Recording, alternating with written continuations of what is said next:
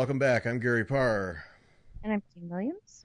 And you are listening to Fiber Talk, the midweek version of that twice weekly podcast for people who make beautiful art out of thread and needle.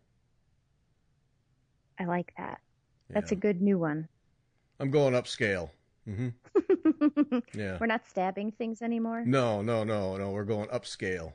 Art. Okay. Artistic.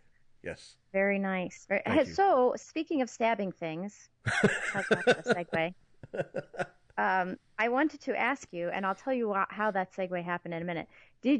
Have you started your embroidery project with your monogram that you're working through 2 layers of fabric yet? No. You haven't. Okay. You have a The tip reason for I me? bring that up, well, no, the reason I bring it up is that when I was working, the first time I was working on a project that had 2 layers of fabric, it was a silk and a muslin backing. I was doing the same thing. I was stitching on it, and I must have been working with an embroidery needle, but the eye must have been a tiny bit larger. The thread was larger, and so it has that really satisfying snap sound to it when you puncture and then you pull the thread through. And I was sitting with my now husband, and he's saying, "That is such a violent sound." And to me, it's just this very soothing sound because it's very repetitive, and it's Sure. associated with this, this act of creating and everything. And to him, it's just the isolated sound. And so to him, it was just this very violent snap, and then the drawing of the thread through. So when you start, you'll have to listen for that. Okay. Now, see, some people would suggest that your needle isn't big enough if you're making that sound. Probably. That's probably true. Yeah. I mean, even to get rid of it all the way, it seems like you have to go to a ridiculously big needle, so I don't do it. But, yeah, I don't know. Well, you're also going through, like for needlepoint, and when you're working with something that's got, larger holes that you're spreading apart. I've definitely taken to your idea, and Debbie Rowley actually many months ago had suggested when I have any kind of I was stitching with like maybe neon rays or something and trying to get it to lie flat, and the suggestion was to use a larger needle and make the hole bigger so that the ribbon would have a larger space to lie flat. Right. But with a not counted cloth like silk or something, how big of a needle do you want to go? And I don't know how forgiving the fabric is. So I was just using a regular, embroidery needle. It wasn't anything particularly large or small. In fact, it was just whatever was recommended by the class that I was doing. It was just an online class. Yeah. So. Yeah. If that's what they recommended, that should be the deal. Yeah. Yeah, and it's pretty dense. It's dense fabric too. So. Yeah. Possible. I would have to try that. That's a good experiment to do, is to try stitching it with a larger needle, and see if it's how it works out. Because you want to make sure that that the fabric will sort of flow back. Does that make sense? Well, yeah, but also you want the hole big enough that it doesn't drag on the thread. Yeah, and I assume. Here we are both talking about something we really don't know anything about, but I assume that with linen and muslin, it's not as coarse as a needlepoint canvas, so you would not have as much irritation on the thread. I would agree with that in my experience, my limited amount of experience. Yeah, I would think. That said, so one thing that I learned from the online course with Celeste Chalsani was she was teaching a little bit about long and short stitch and needle painting. Mm-hmm. And one of the things that she talked about was when you're stitching to do long and short stitch, you think about you lay down the first row of stitches, and you've got long stitches and short stitches. You can go one of 2 ways in your second row. Normally, sort of the rule is you come up in a clean area, you go down in a dirty area, right? You go down into where you have threads already. Right. With this, her suggestion was to do it the opposite way. And I had done my first stitching before, my first long and short stitch needle painting before I had taken the class, and I'd done it the opposite way. I'd done it according to the convention, where you come up through clean fabric, go down through an area you'd already stitched. And it looked rough, right? Because you could see pretty much everywhere I put down the needle. And what her suggestion was is that, sorry, I'm a little inelegant in speaking today. Her suggestion was to, instead of coming up through the fabric and going down through the already stitched area, you do the opposite. You come up through where you've already stitched.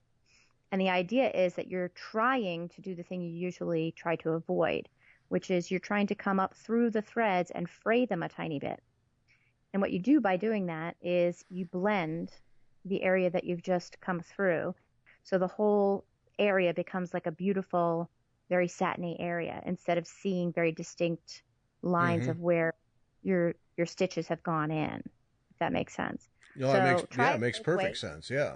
yeah, it's worth doing it sort of on the side and trying it a little bit both ways to see the difference, because it is a marked difference for sure. So it went from looking like this forced, crude sewing of threads together to something that was really, in effect, all one piece. It blended much better. Yeah. I will say that, because you could split threads if you needed to. You could also see better where you needed to come up. It just made more sense that way, and it did. It frayed the threads a tiny bit, and I found that with both cotton and silks. And the silks, you just get that nice sheen, and the sheen just tended to blend a little bit better. It was a noticeable difference. That's interesting, because it really goes against everything that we're taught. Yes, it does, and that's one of those things that you wouldn't, it's a thing that you wouldn't learn unless somebody taught you. Right. Or maybe you would. Maybe you'd try it both ways, and then you'd see the difference. But that was a game-changing tip, I think, because it made a huge difference in the way things looked. Yeah. Because I have not done the needle painting, so I'm curious. Because well done, that is an amazing accomplishment to get all that to blend. That's and I think even just long and short stitch, even if you're not blending colors, the same thing applies. You'll blend in where the stitches are a little bit better if you're coming up through an area that you've already stitched. Yeah. It's pretty good. Okay. That was good. Good tip. Yeah. Good tip. All right. I have to clean up from the this past Sunday Debbie Rowley thing. When we recorded it, the idea of giving away a package of Hands Across the Sea samplers greeting cards happened at that moment. It was not planned at all. So, because when we were asking people, about movies, so that was on the fly, and I never did put a deadline down. So the deadline for that is midnight, April 15, this coming Sunday, midnight April Eastern time, April 15, to have your entry in.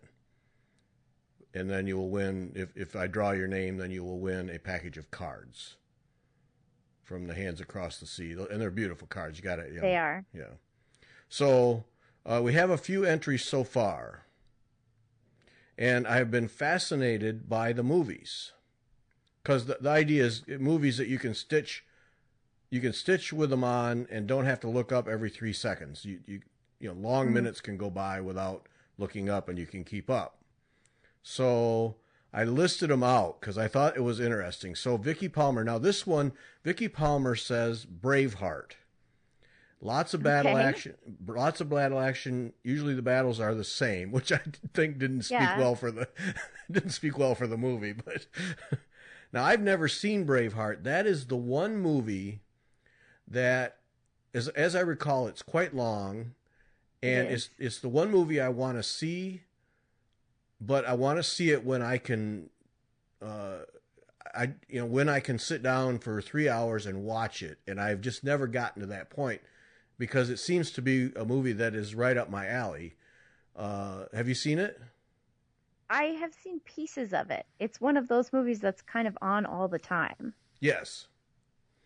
So maybe you don't have to wait. Maybe you should just put it on and go for it. Well, see, every time it comes on, it's somewhere in the middle, and I want to watch it from the beginning. Well, maybe it's sounding like you maybe don't have to. Based on this, That's yes. the sense I'm getting. Yeah, based on this, repetition seems to be the case. So, So that was interesting. And then Cindy Baldwin, she rotates through Harry Potter, Lord of the Rings, The Hobbit, Hunger Games, the Divergent series. I don't know that one. And an occasional musical. Yeah. You know the Divergent series? Yeah. It was a book series that's kind of along the lines of those that you've just listed off. Oh, okay. I read the books. I haven't seen the movies. Okay. Now, Lord of the Rings and The Hobbit, I've seen both of those at the theater, and I have to say, I just got bored. They go on forever. Well, there you go. If you were stitching, you probably wouldn't. Yeah. Because I mean, I read those books, and at some point, I was forcing myself to read them just for to say that I read them. But it's like I don't even care anymore. I just don't care. Get to the mountain all you want. I just don't care. So, but and Harry Potter, I've never gotten into that. I saw the first one, never cared after that. But Hunger Games, I saw all those. And they went one movie too long on that. But that is one of those movies you can watch. Once you've seen it, you can stitch to and not miss things. Yeah. Mm-hmm. Yeah. And then Rose, last name unknown, Lord of the Rings, Singing in the Rain. Well, okay. But then this one here, Indiana Jones. Now, there's a series of movies you can definitely watch and stitch and not miss anything. Yes. And my favorite thing about the original Indiana Jones is from Big Bang Theory, the TV show. Yeah. Amy Farrah Fowler, who is Sheldon, who is kind of the main character, his girlfriend, he coerces her into watching Indiana Jones, and they get all done, and he's all excited because he just thinks it's just the greatest thing ever put on film. And she points out that everything in that movie could have happened or would have happened whether Indiana Jones was involved or not. He had no impact or influence whatsoever on the entire plot line. And she's right. Fair. Because I have yet to come up with a thing that he had to do in the movie that changed the plot line or affected it. I mean, you could just take him out and it would still be the same basic movie. And so when that one came up, I thought, yeah, and because that's all. Matter of fact, I've only seen it once since I saw that show, Big Bang Theory show, since, because I just lost interest in it because, yeah, he has nothing to do with it. But those are good movies. And then that reminded me of the Matt Damon Bourne series. Yes. Yeah, that's another one you can do. That's one that you've mentioned before. Oh, did I? Yeah. You've liked that one. I'm repeating a lot. Okay. I feel like we're listing out movies that sound like they're going to be really good and then aren't as good as you think they're going to be. No. So far, yeah, but now like Connie Bell says, Hunt for Red October, yay. The Roger Moore and Sean Connery Bond movies. Yeah, I mean, I like those. I always see a Bond movie. Yeah. Or maybe it's just movies that you've seen so many times that you already know what's going to happen, so you're not going to miss anything. Right, but I think they all have that element of you can see them 100 times and they don't get old. Yes, that is true. You're right. That's Hunt for Red October to me. I don't know how many times I've seen that, and it just never gets old. I just enjoy the scenes all the way through. And so, that it just never gets old for me. Lord of the Rings, yeah. Jeez. Get there and get it over with. So anyway, yeah, some good ones, I think. Yeah. Good ideas. Yeah. I will add, so since I've been home a lot and not doing a whole lot of anything, one of the things that I've been watching TV, which I don't tend to watch a lot of TV generally. But I haven't been able to do much of anything else. So I've been, searching high and low for anything to watch. Yeah.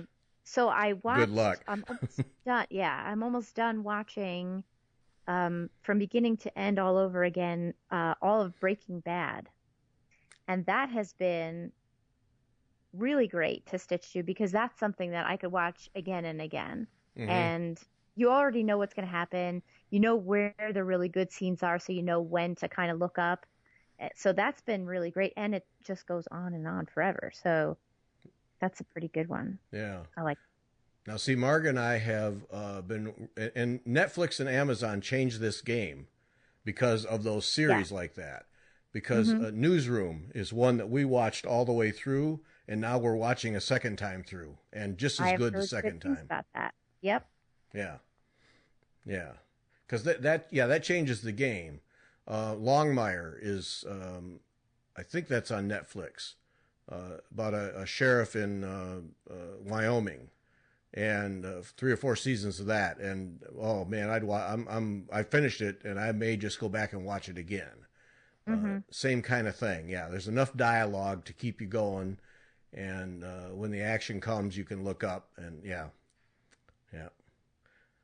It'll be interesting when by the time we get to the end of the week, what kind of a list we have here. And I'm putting the list on the website at wetalkfiber.com. I'm putting the list.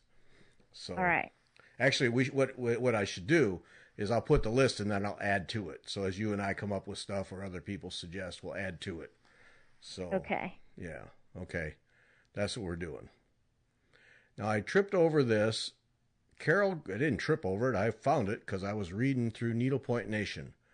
Carol Graham posted today that she had done a monogram, and I put this in the list of things to talk about today for you specifically. A book called Charted Monograms for Needlepoint and Cross Stitch, edited by Rita Weiss. And at Amazon, it's a paperback book. It's Amazon at $6 and at $3.50 at Barnes and Noble. It's available everywhere for varying prices, but I don't think any of them more than $7. And it's 350 monograms from a rare Viennese album printed at the turn of the century. And yeah, they're all kinds of alphabets and numerals and in all shapes and sizes, charted for needlework. And I thought, now there's thinking about my Mary Corbett alphabet sampler thing. There's a book to have, because at any time, for travel take along thing, at any time you could put together a quick little monogram project. Yeah, and it sounds like they're adaptable to a lot of different types of things. Yeah. So I thought that was neat, and it's a paperback book. And most of these hobby books always have the 15% hobby surcharge on them. Like, a $25 book becomes $35 because it's for a hobby. And and that's probably because they don't sell nearly as many as they do. But this one, you just pick it up. It's just cheap. So, because that for $3.50 or even $6, that's the kind of thing. Expensive. Yeah, that's the kind of thing where you have no trouble just cutting it apart and just having individual sheets or having it spiral bound or something. Yeah. Yeah. Being in a loose leaf binder or something like that. Right. That's a great idea. Yeah. So there you have it. Charted monograms for needlepoint and cross stitch, edited by Rita Weiss. I'll put a link to the Amazon one, but I did a search and it was available everywhere. So, I just thought, so Carol Graham, thanks for that. And then I've sent you, as I've tripped over them here in the last 3 weeks, 2 or 3 free charts. And we had talked about this a few weeks ago, about how many free charts a lot of designers make available. There's just a lot of them that they're not, they're small things, but small little projects. And, every time I trip over one, I'll save it. Probably never stitch any of them, but I have a little folder on my computer where I keep all of them. Just, because I got a spare piece of cloth, want to use up some thread, going to go on a trip or something, I'll throw it together and stitch it, So, and then today, Carol Lake of Stitch Play Designs, somebody stitched something, and she said that there was a similar free chart on her website, Bally High, HA''I. So I went there and looked, and sure enough, one of those, and there was another one called Berryville. She had 4 free charts, and the other one was Berryville. And I thought both of those were really neat at stitchplay.com. But, people talk about, well, I got to buy a chart or whatever, but you could keep yourself pretty busy and eat up a lot of stash just by using these small free charts that designers put together. You know, I'm sure they have like a little idea that'll never be a big thing, and so they put it together and chart it out, and then there you have it. You know, go ahead and use it. Yeah. And, I like those because they're sort of small price of entry projects, you know, especially for a new technique that you haven't done before.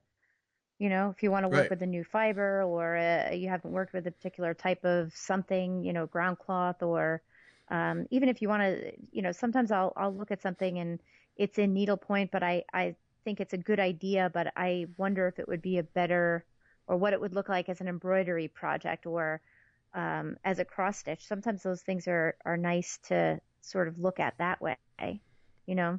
Right. So you don't, but you haven't done that technique. So you grab a chart. No, you don't want to do a big thing, but you grab a little something just to sort of get your feet under you in that technique. Yeah. They're good for that.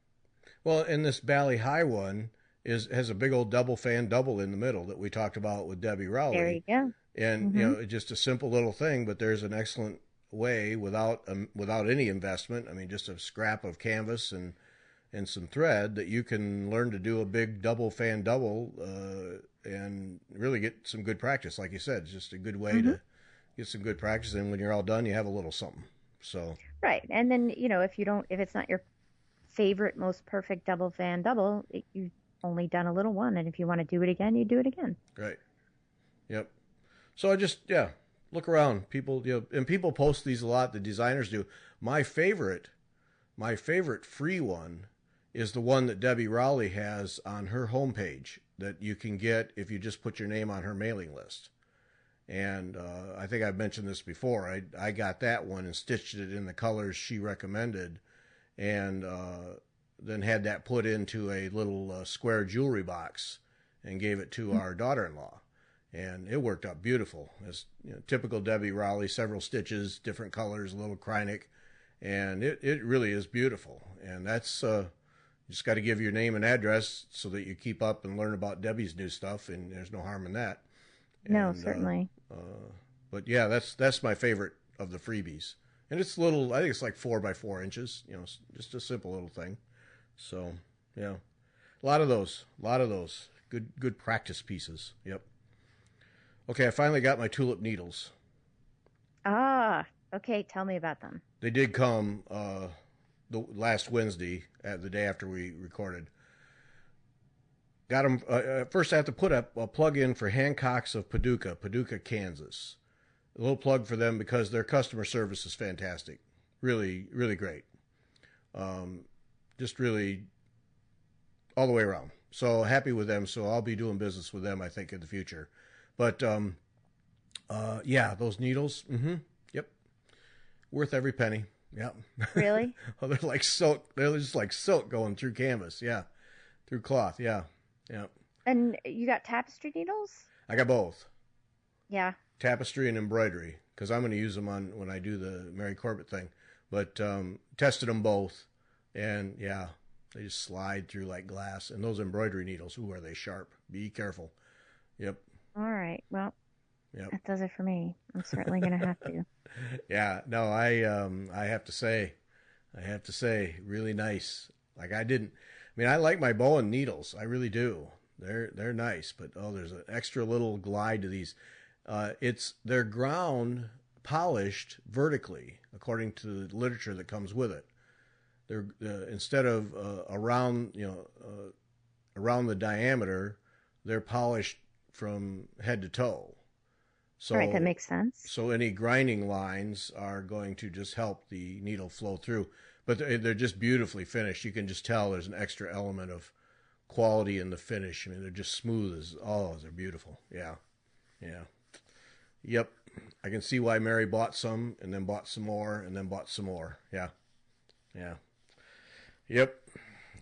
So, and this, oh no, I forgot to write that down. Somebody else suggested another brand.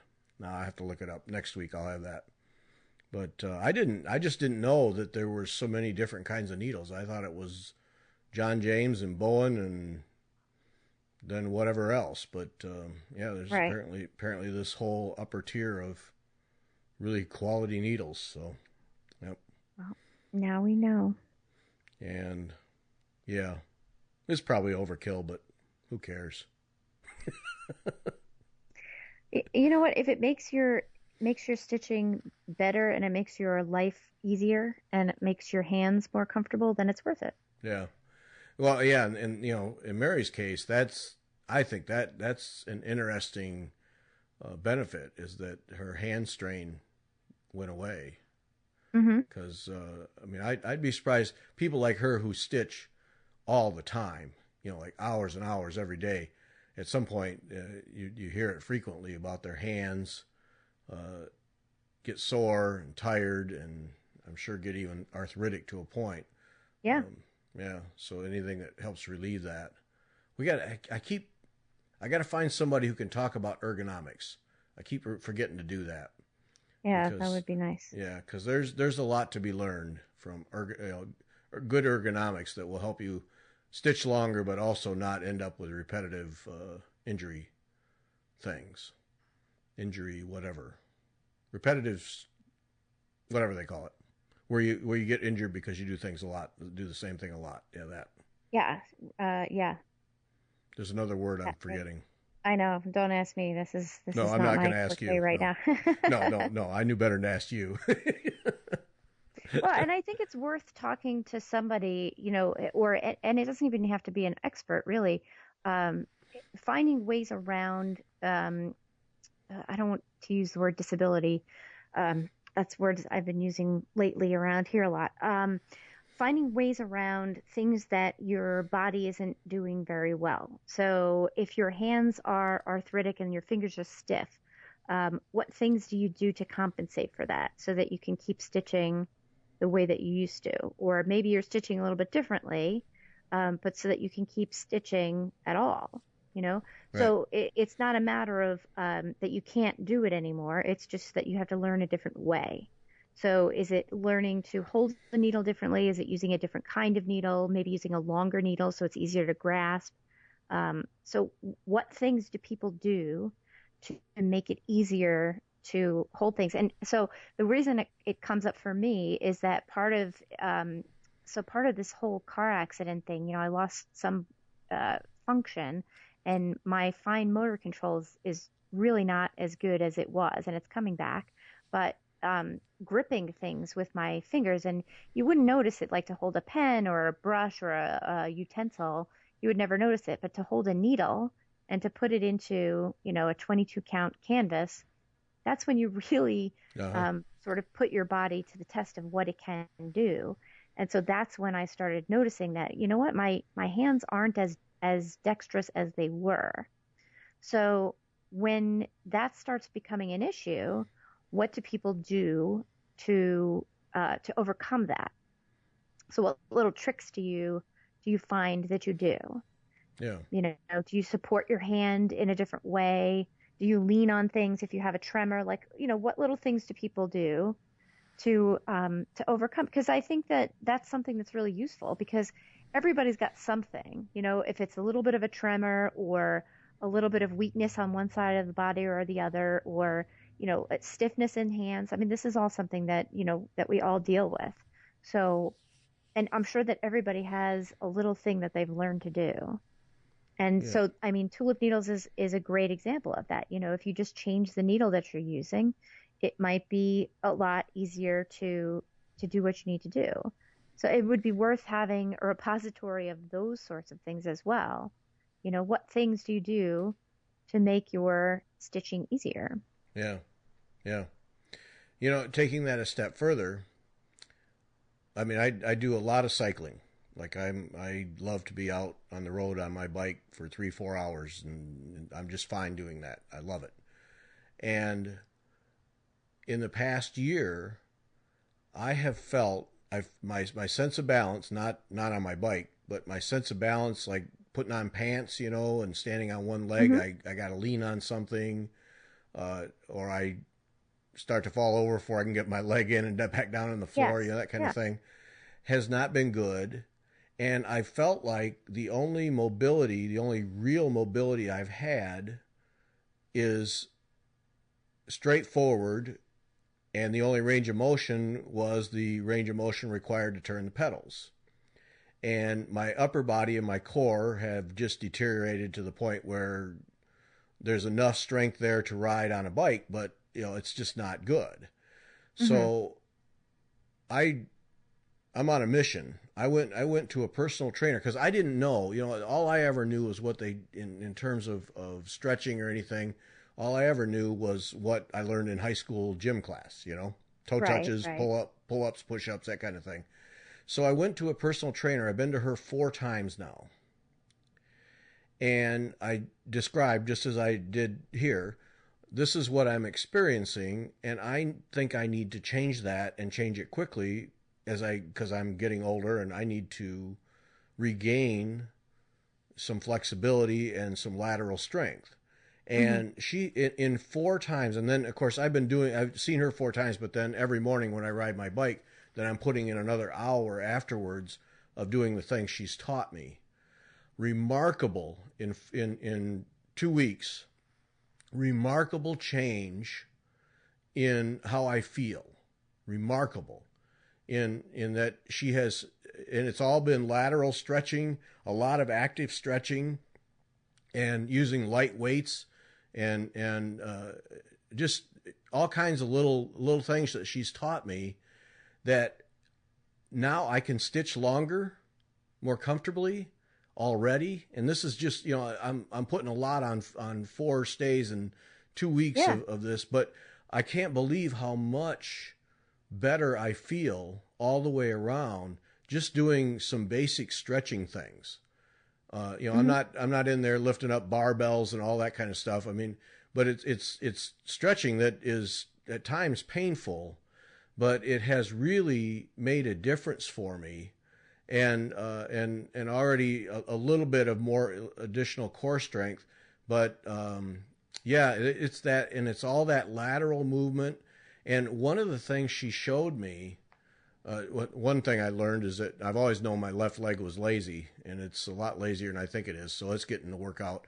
But one of the things she showed me is those of us who sit at desks all the time, how short our chest and ligaments and muscles get, and don't get stretched out. And she's really been working me hard on getting those stretched out and getting my shoulders back so they aren't in the standard keyboard hunched over position. And wow, that's been a difference maker. So I'm just right now I'm just charged up about this because I just feel so much looser and so much better from this stretching, and it's translated into being more comfortable stitching. I mean, there's no doubt about it. So yeah, that makes sense. Yeah. That makes a lot of sense. Yeah, so that's and that's the kind of thing. And now what she's got me doing is when I'm stitching or throughout the day, of course, find 5 minutes and go stretch something. And if just stretch one thing, at least you stretch something. And it's remarkable because you and I both, I think you move around a little more at work than I do, but I mean, I just sit in front of a computer all day long, and that's all I do.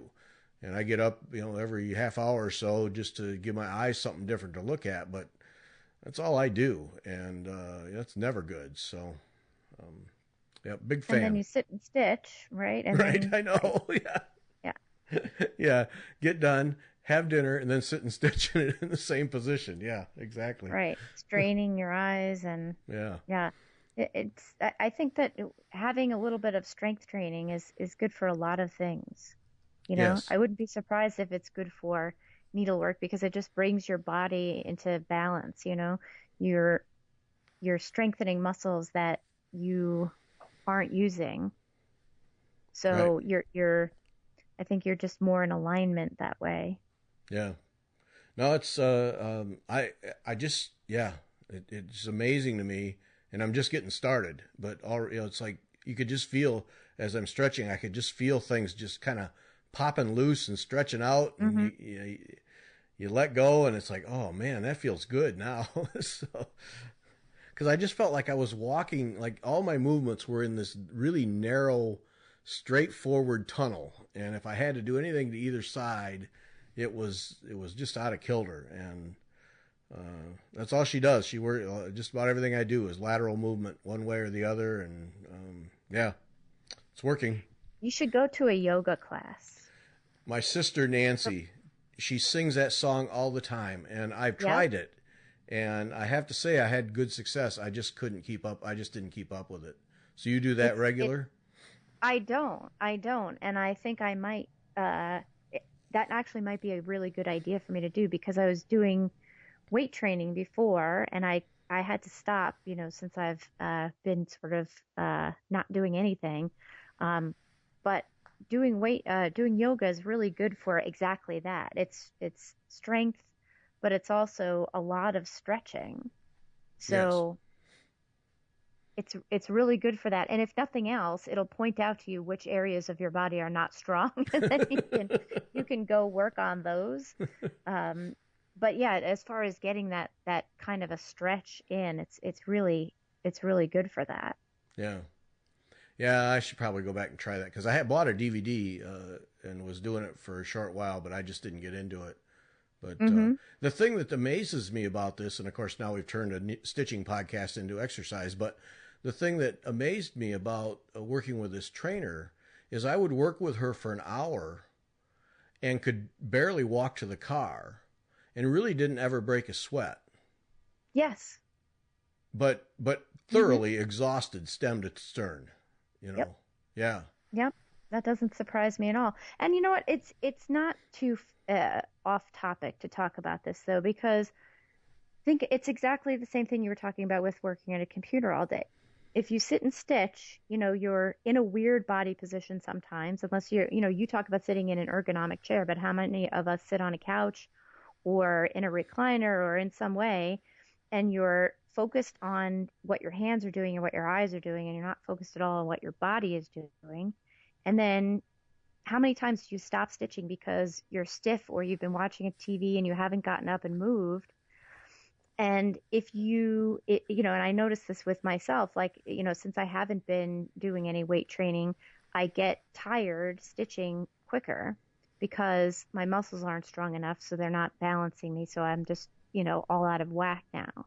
Yeah. So if you have stronger muscles, you're able to sit longer, you're able to do things better. Yep. So, it's just like any other activity. It is a physical activity. It's just a physical activity where you're holding still for a while. Yeah. So, having some strength there is a good thing. Yeah. Yeah. I mean, it's been short and quickly. I did not expect this kind of turnaround, or not turnaround, but progress so quickly. But boy, really have noticed it. And I've been pretty dedicated. Now, the trick for me is if this weather we've been having here, and you have too, ever enters anything that's not winter like, I'll be able to go outside and ride. And then when I ride go for 2 or 3 hours and come back, to go through some of these stretching exercises and these active exercises when I come back, that's going to be a real discipline for me. So I've been thinking about that, and I may just, because usually when I come back, I just want water and food, I don't care about anything else. And I may have to discipline myself to do that at another time of the day, because I always do it first thing in the morning when I always ride. So I may have to discipline myself to do it another time of the day. But regardless, I have to keep doing it, because if it's in this short amount of time is going to make as much difference as I've experienced long term, is going to be a huge payoff. So gotta keep doing it. Yeah. Yep. And what is the old adage about losing weight? Move more, eat less. Yeah. Yeah, something like that. Yeah. And Americans don't do real well at the move more part. Mm-hmm. No. We're just not. Yeah. Yep. We're not good at that. Nope. All right. That's it. Alrighty. Gene Farish is our guest on Sunday. Gene Farish. And we got to talk about cruises. What all did we talk about? That was that's right. I dug back in her blog way back long ago and found a whole series of tips. And so we talked for 15 or 20 minutes about tips for stitching. That was really enlightening. So, yep. She was fun. It was. So that'll be great. Yep. That's Sunday. And then we'll be back next Wednesday with something else. Maybe more exercise talk. No, Maybe. So. All right. That's it. Thanks for listening. Gene Farish on Sunday. Take care.